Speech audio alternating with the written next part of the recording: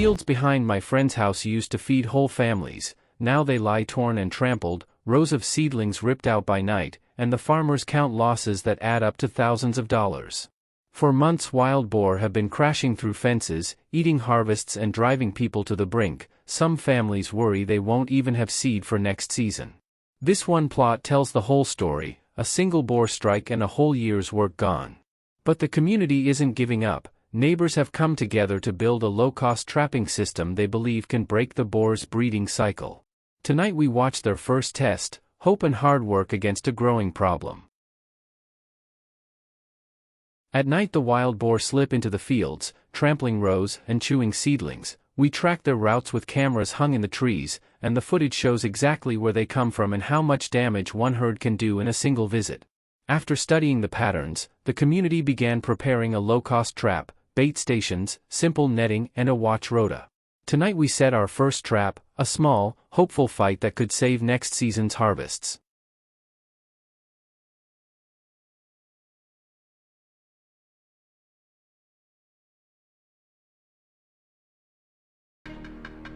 Our team started building the trap using heavy iron frames and reinforced panels, materials chosen because wild boar are stronger and smarter than you might expect. Then we moved on to the most critical part, the bait.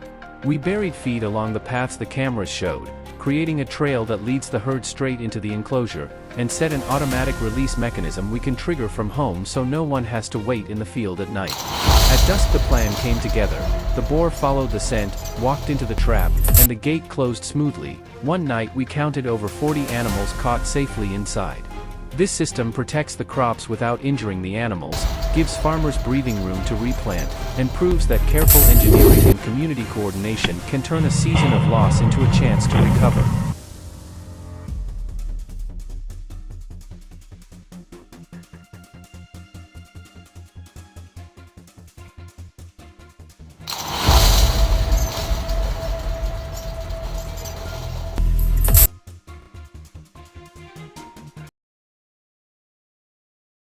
After our first success we moved the operation to a new area, and that's where our team's real cleverness showed. We tracked the boar's nightly routes, set up guiding channels and scent trails, and slowly herded whole sounders toward a holding pen so they could be loaded safely into vehicles and moved to a nearby release site.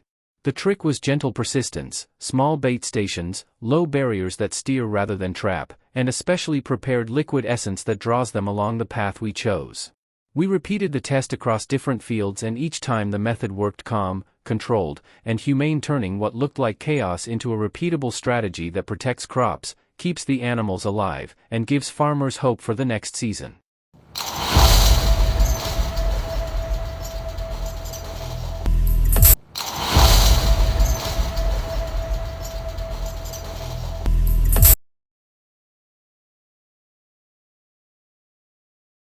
We moved into the next sector with a clear plan. That morning my friend and I marked the entry routes, reinforced the guiding barriers and positioned the main enclosure, and by evening we laid the bait along the trail and placed the scented liquid to lead them in.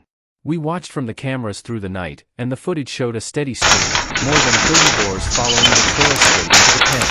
At first light we went out, put the secure transfer cage into the holding area, closed the outer gate, and calmly moved the animals into the transport cages. Everyone watched breathless as the herd was contained without injury. That quiet success gave the farmers a real chance to repair their fields and breathe easier this season.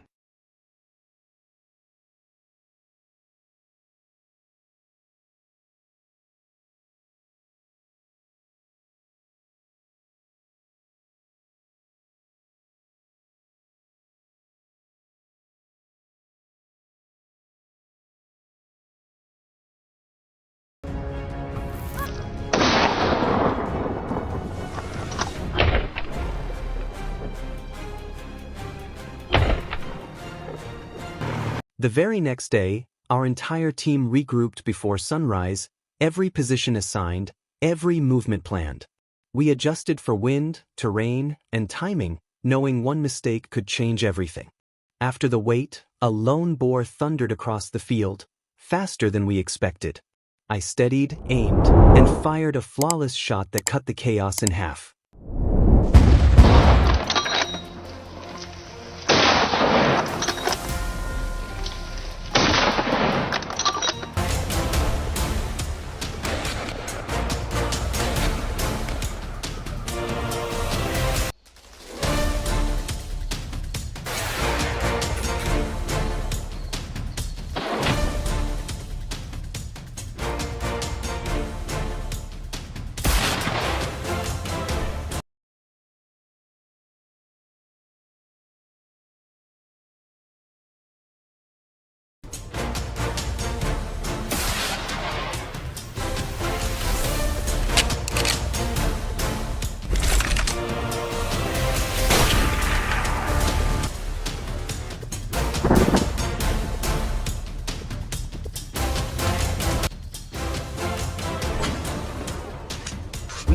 into the densest thicket, shadow and root, dogs lock on, trackers whisper range.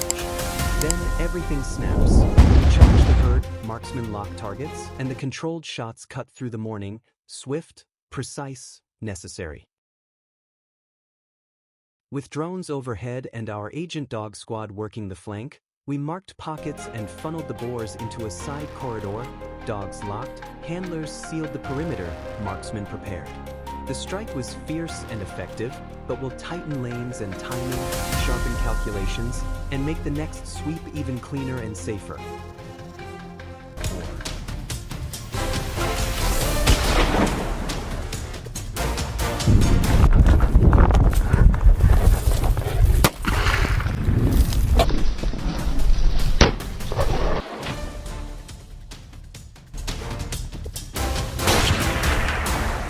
Deeper into the woods, but our regular vehicle couldn't make the turn. We had to wait for the 4x4 to arrive.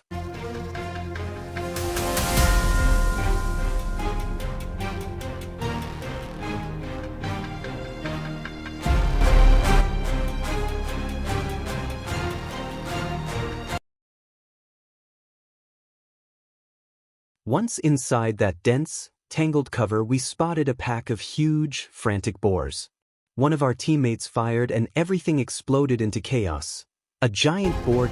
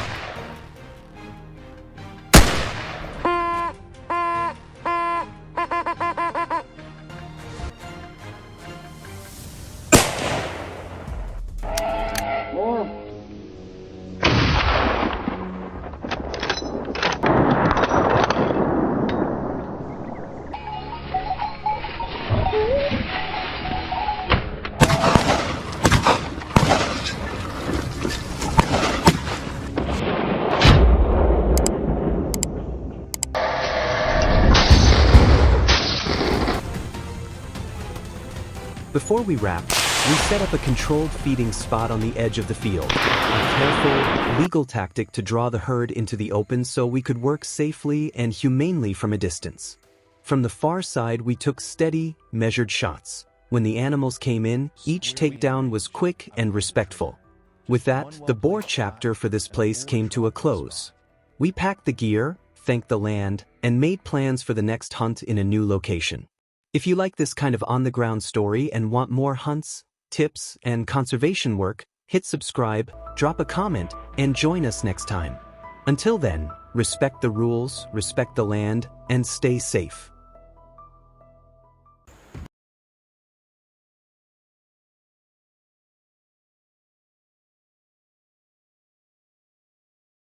Through the underbrush, I quietly set up an ambush.